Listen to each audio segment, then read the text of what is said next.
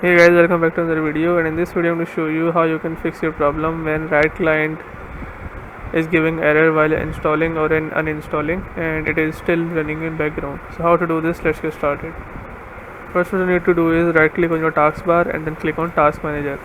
Here just click on Processes and search for Riot Client or anything named Riot here, and then just right click on it and then click on End Task.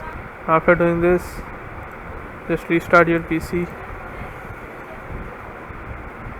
and once you do this you can install or uninstall Riot Client happily now.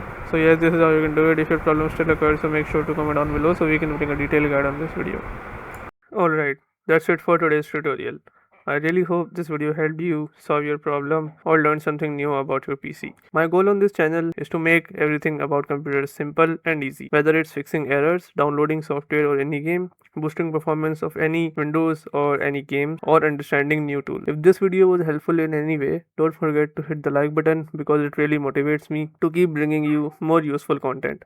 And if you're new here, make sure to subscribe and turn on the notification bell so you never miss any future tutorials, tips, and PC fixes. Also, if you're facing any issues or have any questions related to computers, Windows, software, or anything technical, drop them in the comments.